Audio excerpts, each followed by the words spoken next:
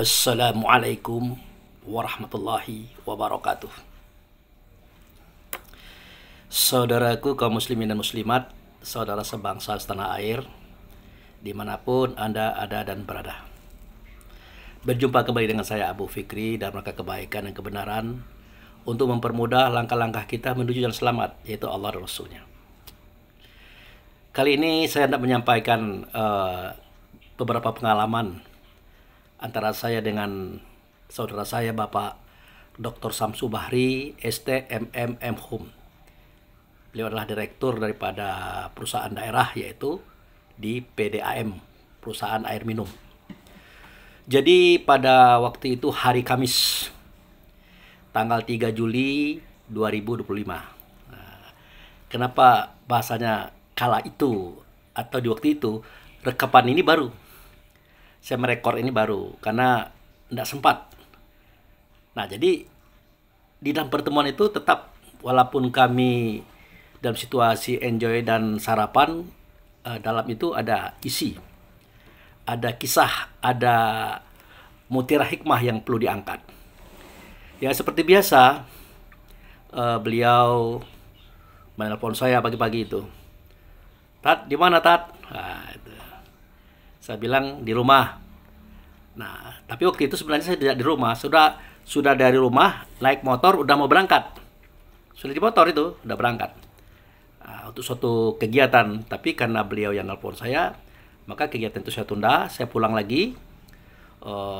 Saya ganti pakaian, berangkat menuju beliau. Di Pasar Baru Koto, di tempat biasa.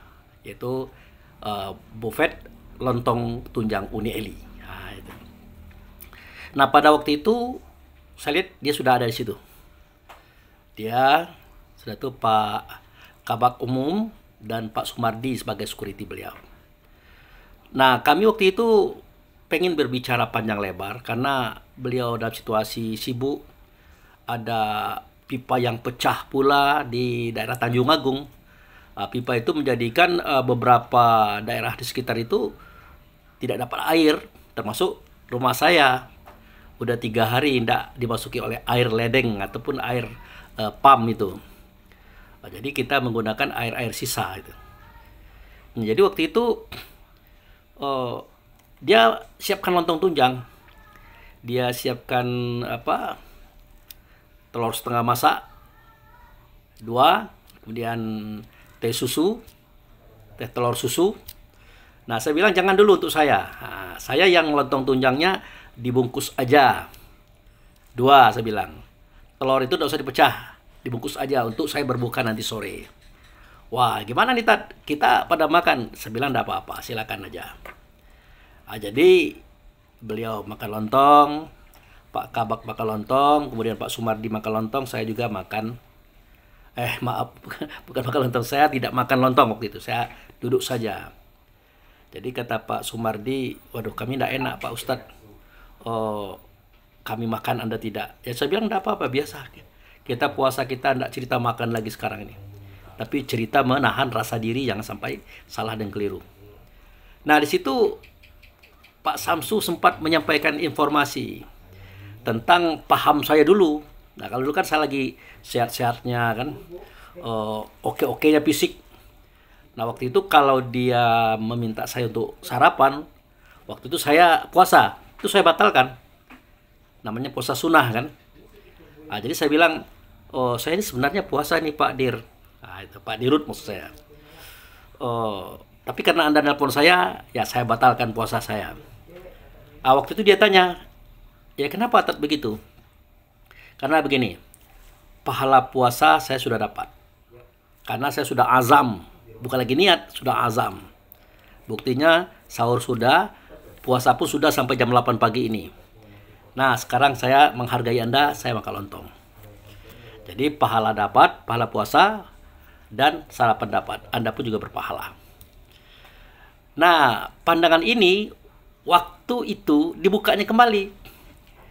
Nah, jadi saya katakan, nah waktu itu iya saya bilang. Fisik saya sedang oke-okenya, badan saya sedang fit-fitnya. Tapi sekarang kan saya sudah mulai menjaga makan, menjaga fisik. Jadi berpuasa ini bukan sekedar ibadah, tapi sudah masuk pada bab terapi, bab pengobatan fisik saya itu. Nah, jadi bagaimana Tat dengan prinsip Ustadz selama ini? Dia bilang begitu. Justru yang sekarang ini lebih oke, saya bilang. Lebih oke bagaimana? Nah, puasa saya jalan. Nah, itu, ya kan? Puasa saya jalan.